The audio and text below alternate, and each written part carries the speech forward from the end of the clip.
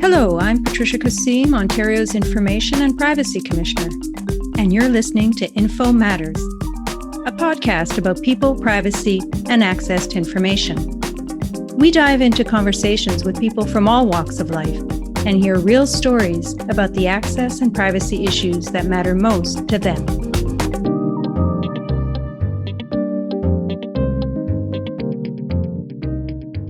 Welcome, listeners, and thanks for tuning in.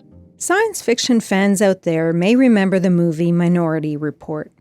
It's an action thriller starring Tom Cruise, based on a story by well-known science fiction writer Philip K. Dick. In the film, police officers in the pre-crime unit not only serve and protect, they serve and predict, using psychic technologies to stop crimes before they happen. By analyzing the visions of mutant precogs with the ability to see into the future, they collect clues to preemptively track down suspects. Set in 2054, a future not too distant from 2023, the story can seem a bit fanciful. But is it really?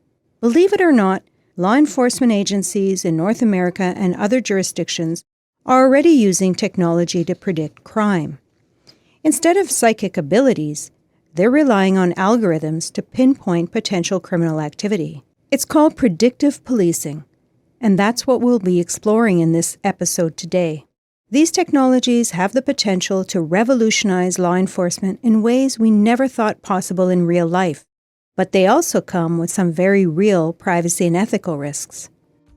My guest is Dr. Christopher Parsons. He's a senior technology and policy advisor at my office.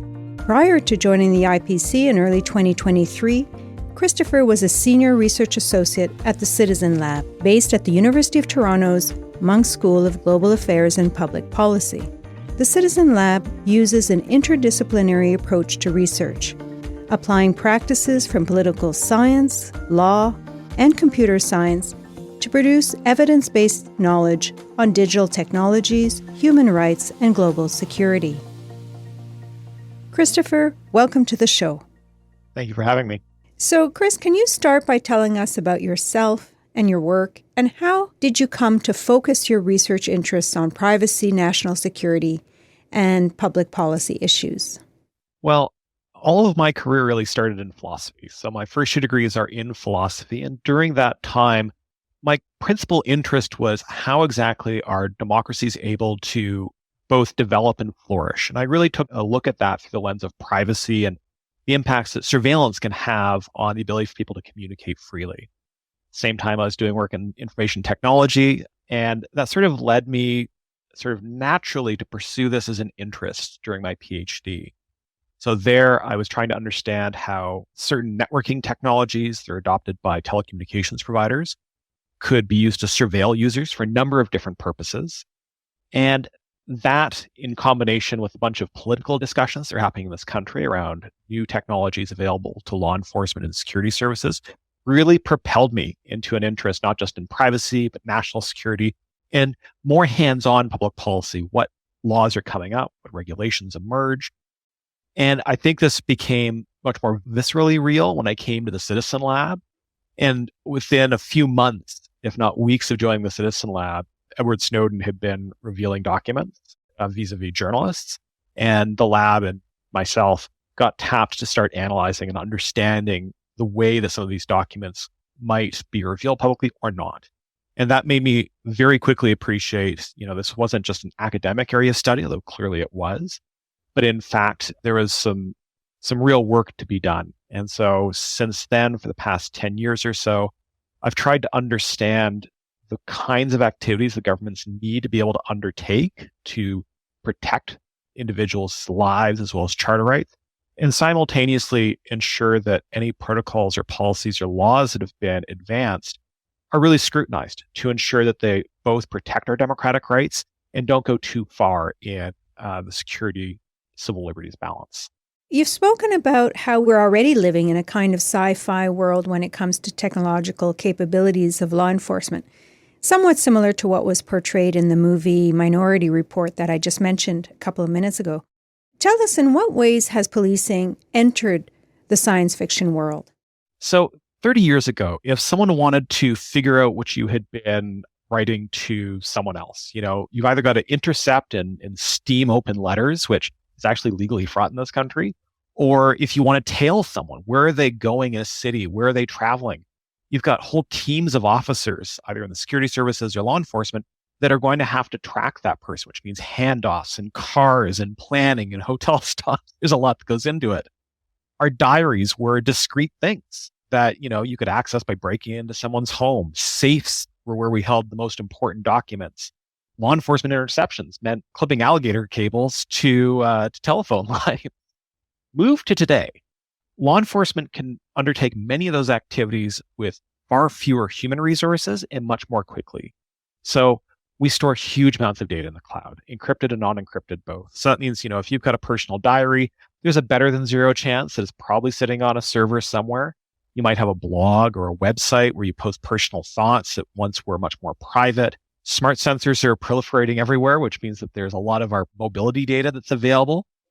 Smartphones themselves are uploading geolocation information to our photos and other things. So there's an other source of information. So we don't have to have 30 agents figuring out where you're going. We live in a world today where the most advanced law enforcement actors, the most well-resourced law enforcement actors, can do things that really were science fiction just 20 or 30 years ago. Now, I don't want to suggest that every single law enforcement agency is equivalently empowered, because that's just not the case, obviously. And I'm not also trying to say that there are no challenges facing law enforcement, given the proliferation of technology. They do face challenges. But the kinds of difficulties that they have now compared to the challenges they would have had 30 years ago are very different. And we need to be mindful of that when we're looking at contemporary and emerging technologies, just to respect that we built our criminal laws with the intent of how they would be used 20, 30, 40 years ago. And their use is changing dramatically because of technology. So the term predictive policing might not be too familiar to some people. Can you explain what that concept means? It's really married with another concept, which I'll touch on first. At a high level, we have what are often called algorithmic technologies, which just means that there's some sort of process that automates a law enforcement activity or measure. You can imagine a body camera that a law enforcement officer has, and when something happens, so a loud voice occurs or a firearm is drawn by the officer, any number of different activities, the camera activates. That's an algorithmic technology. It's acting in response to something. Predictive technology, in contrast, is one where actions are inferred that will take place in the future. Here is an example. You can think of some jurisdictions where they have heat maps of expected criminal activity.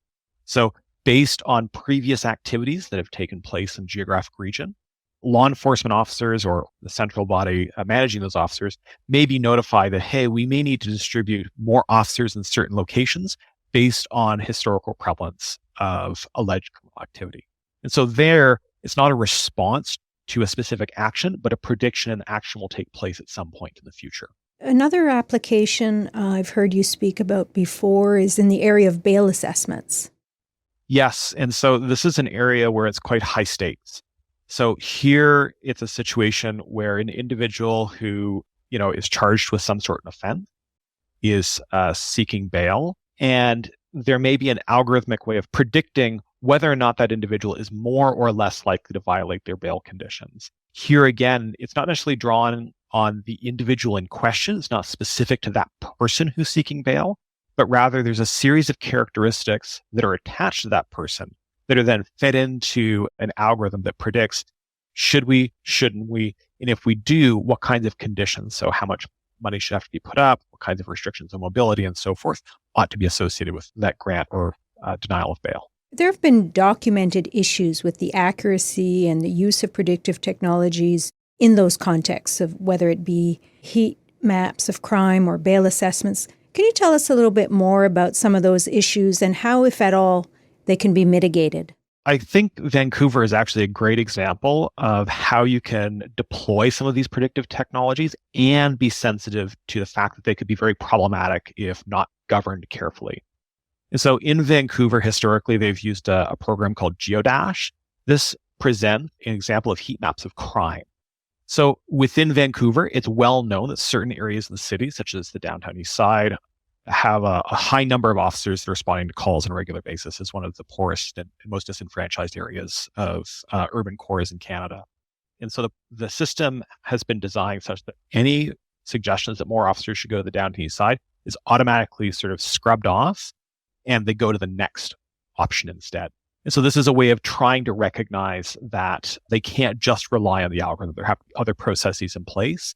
And moreover, in the case of Geodash, there are supposed to be regular meetings that take place to confirm that the information that Geodash is presenting and the allocation of officers is appropriate and not contributing to issues of over-policing, systemic discrimination, or other harms that could follow from just sort of blindly obeying what the algorithm and the prediction says that the officer should be doing.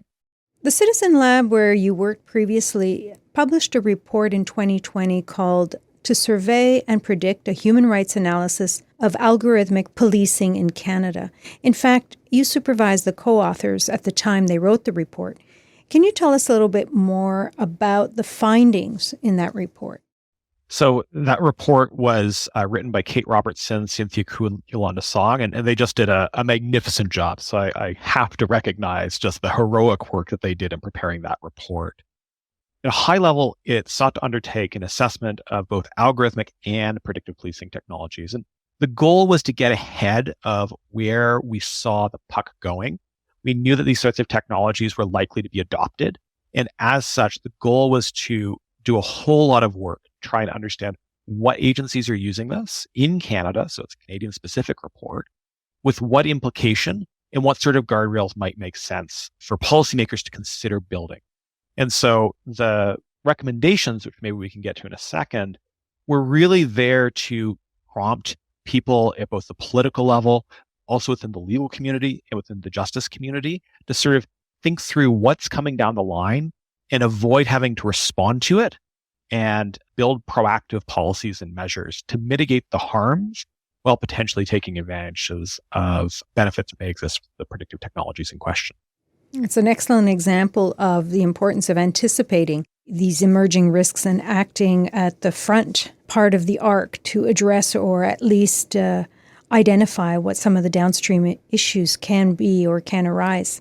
So tell us, what did you find were some of the privacy impacts of predictive policing in particular? So I think on the privacy front, probably the most important thing is how personal information is collected and used. And especially because when we're talking about a law enforcement context, there's a power asymmetry. So individuals may be unable to or feel that they are unable to say, no, I don't want this collected. I don't want my information used in this way. Moreover, we noted repeatedly, actually, that there was an issue of the repurposing of data. So give you an example, we know across the country, based on public studies and public surveys, that some communities experience over-policing, especially racialized Black, Indigenous communities. And as a result, those individuals in those communities are often arrested. So whenever you build an algorithm that's learning, as an example, on past alleged criminal behaviors, well, you're going to surface biased data just by default. And then if you rely on that biased data to train your models, well, it's going to quite likely absorb some of those biases and then recreate and systematize in a whole new way systemic harms and biases.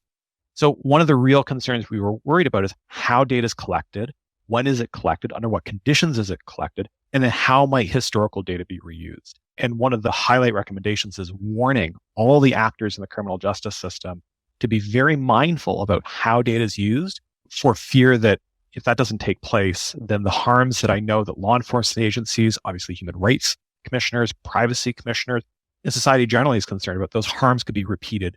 So the risk of self-perpetuating that very bias that you start with in the first place.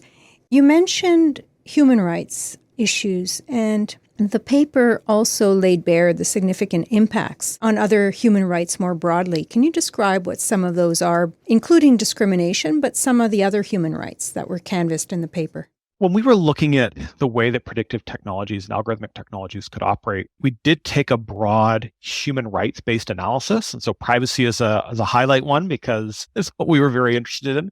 But human rights obviously extends well beyond just the right to privacy.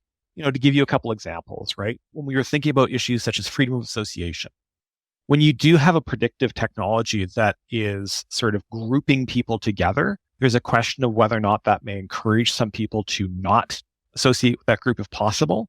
So what might that mean in practice? It might mean that, let's say, law enforcement is directed to go to a certain community with some frequency, right? And that's where your church is, or that's where your union hall is, or frankly, it's just where you like to hang out with your friends.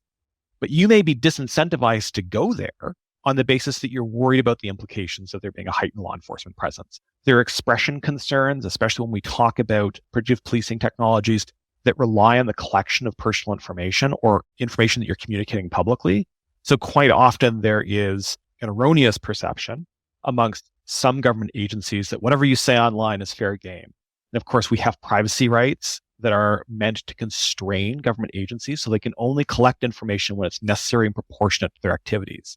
But if you don't know what's being collected, if you don't know what communications are being monitored, then you may be more hesitant to communicate, which is a huge issue in a democracy. You should be able to communicate freely and without overt fear, so long as what you're engaged in isn't unlawful or contributing to areas where law enforcement has a legitimate interest in monitoring. When we talk about issues such as bail or the way that predictive policing can move into the justice system, there we run into issues of the rights to be free from arbitrary detention or the right of due process. So when you don't know what tools are being used to assess whether you'll be incarcerated or not, to what effect those tools impact on decisions, and you don't even have the way of challenging them, it can really challenge those fundamental values. And that's really important because we often talk about rights in a way that is not directly touching our lived experience. But certainly when you are at a point of being detained by law enforcement, that's where our rights become very real, very quick. And so it's important that any new technology doesn't unduly infringe upon them. Sort of at a macro level, a high level, one of the big risks is where and if predictive policing technologies or predictive technologies more broadly, frankly, are being adopted by government or government agencies. When individuals don't know what's being collected, they don't know what the processes are, they really don't understand decisions undertaken by government agencies or law enforcement agencies or officers, then they may be less willing to just exercise their freedoms. And that has a chilling effect on society. It may deter their willingness to engage in the political process. If I say something about this politician or say something about that counselor or something like that, am I going to be arrested or am I going to keep my job? When we don't have good high levels of transparency and accountability, it can really undermine the ability of citizens to connect with one another and to maintain the vitality or revitalize the key elements of our democracy, such as our ability to express ideas and concepts with one another and associate with one another freely. Now, the report makes several recommendations to government and to law enforcement. And was wondering if you could tell us what some of the key recommendations are. The report has a lot of recommendations. So I would recommend anyone who's interested to pick up a copy. You can access it from the Citizen Labs website. It has 7 priority recommendations and 10 ancillary ones. I'll just touch on a couple of the priority ones. So one of the recommendations was that government moratoriums on law enforcement agencies' use of technology when and where the technology relies on historical data stores. So what that means is if, as an example, law enforcement agencies were acquiring facial recognition technology, but they had to train it or they were relying on, old mugshots or something like that, then there should be a real hesitancy because we know, as an example, that historical mugshot data is going to be biased because of the individuals who are more likely to have been arrested or detained by law enforcement.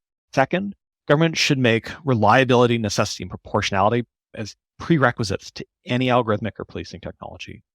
Which is to say, if you're talking about a highly invasive technology, then it should be proportionate to the harm. We shouldn't be using highly invasive technologies to, as an example, predict or identify or stop shoplifters. Third, sort of self-obvious, I guess, but law enforcement agencies should be fully transparent in the technologies that they're adopting. Now, to be clear, that isn't to say that, the brand and make and model of a technology needs to be made public. There are good reasons to keep some of that private, and I get it, and as do the authors.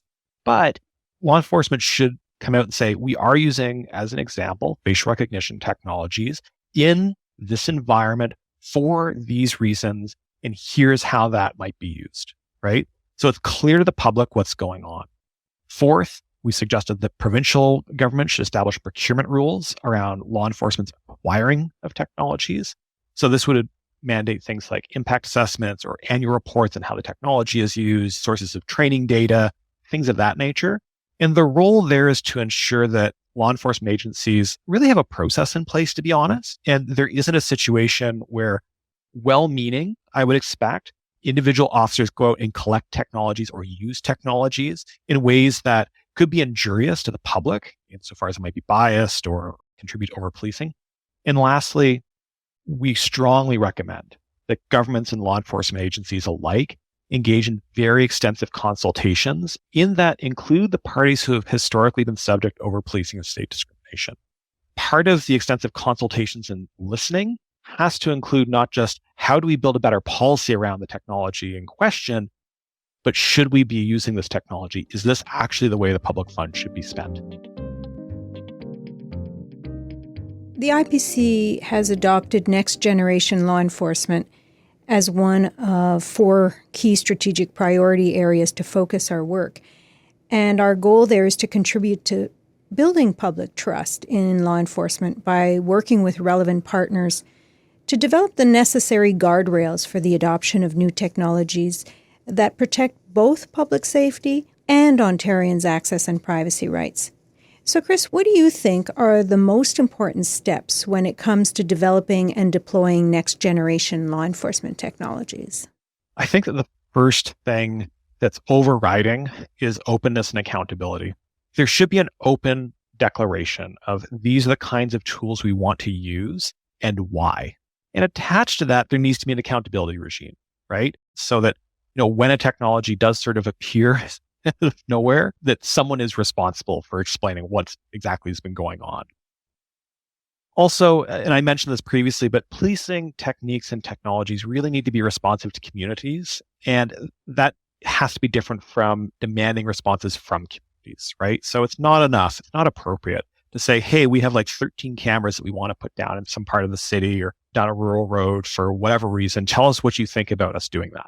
It needs to be, we have identified a challenge in the community. Here's how we think the challenge manifests.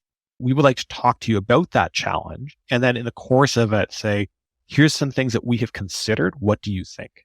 So it's not a fait accompli. It is a genuine dialogue back and forth. And that means there's a meaningful and deep listening requirement that can sometimes involve a community saying, no, we don't see that as a problem. Or alternately, no, we disagree with your proposals and here's what we need instead. And it's much more challenging.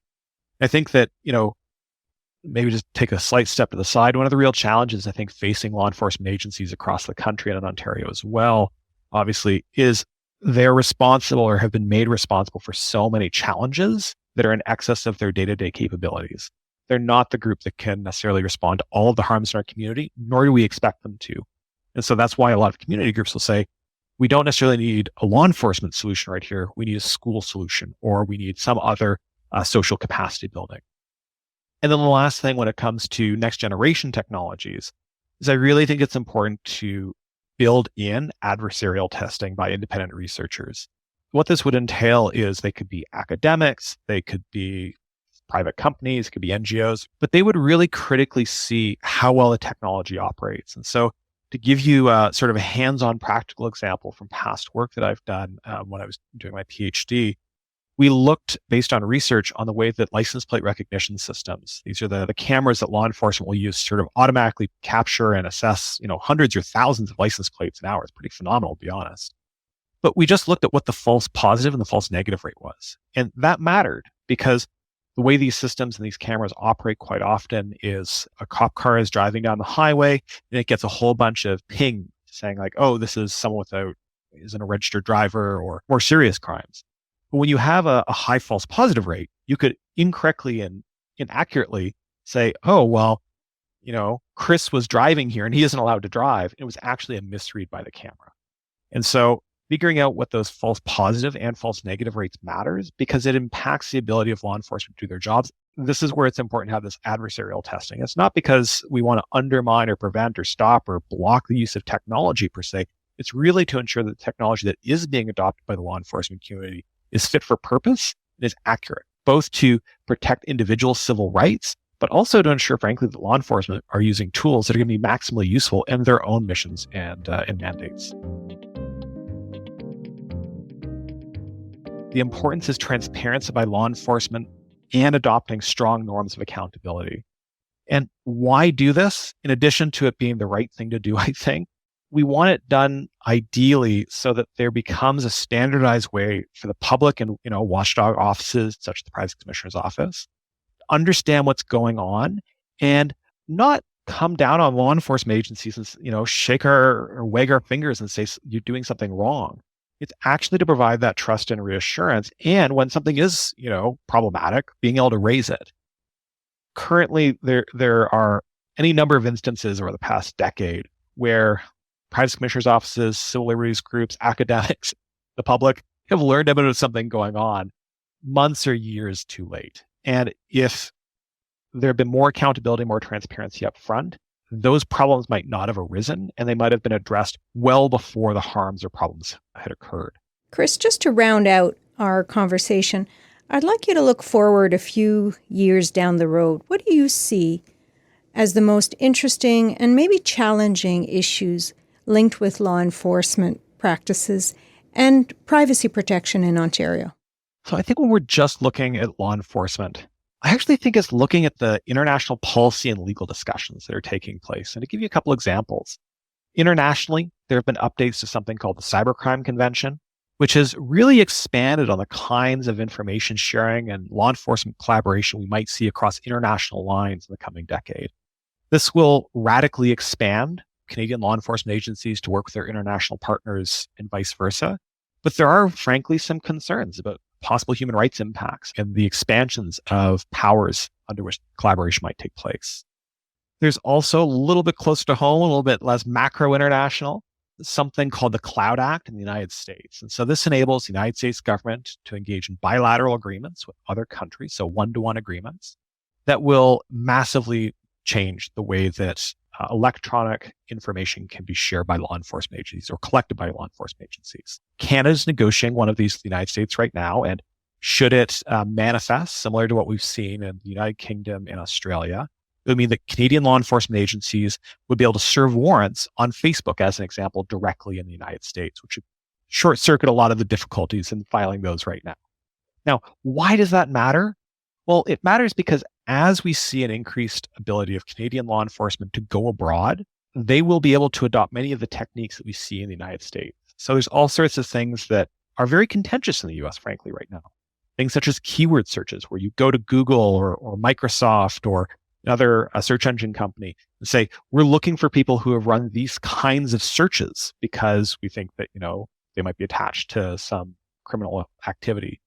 Or geolocation warrants, where again, you go to either Apple or you go to Google or another company that's collecting geolocation information, say, hey, we want to know the people who were in these locations at these times, presumably because there was a criminal event or an alleged criminal event that took place during those times. We're also going to see the likely increasing use of malware in this country, which is a system whereby Canadian law enforcement agencies, serve malware on endpoint devices to collect information for evidentiary purposes. And, it isn't the case that every single law enforcement agency in Canada is going to wake up one day and boom, they all have the same powers and same capabilities. It's going to be a bunch of training. I suspect the larger law enforcement agencies in this province, in particular, will be able to use these much more quickly than some of the smaller ones. But nonetheless, we're going to see a whole bunch of new technological possibilities because of these international legal changes that are afoot. And I think that's a really exciting and dynamic space to see what might be coming, and also, frankly, and ideally, work with law enforcement agencies ahead of any of these powers showing up on Canadian doorsteps and say, okay, what do you need? Why do you need it? How can these tools be used in a way that is maximally privacy protective, minimizes the human rights impacts, while appropriately enabling law enforcement to carry out its lawfully mandated operations. Christopher, thanks for joining us on the show today. It's been a great conversation, and we're very excited to have you join the IPC. You've given us a lot to think about when it comes to predictive policing technologies and the guardrails that need to be in place to protect the rights of citizens. This is our first episode of Season 3 of the Info Matters podcast, and we're off to a great start. I'm very excited about the privacy and access to information issues we'll be exploring this season, so stay tuned for more episodes. For listeners who want to learn more about our initiatives and resources in the area of next-generation law enforcement and other privacy and access topics, please visit our website at ipc.on.ca. You can also call or email our office for assistance and general information about Ontario's access and privacy laws. Thanks for joining us for this episode of Info Matters, and until next time. I'm Patricia Kassim, Ontario's Information and Privacy Commissioner, and this has been Info Matters. If you enjoy the podcast, leave us a rating or review. If there's an access or privacy topic you'd like us to explore on a future episode, we'd love to hear from you. Send us a tweet at IPC-InfoPrivacy or email us at podcast@ipc.on.ca. Thanks for listening, and please join us again for more conversations about people, privacy, and access to information. If it matters to you, it matters to me.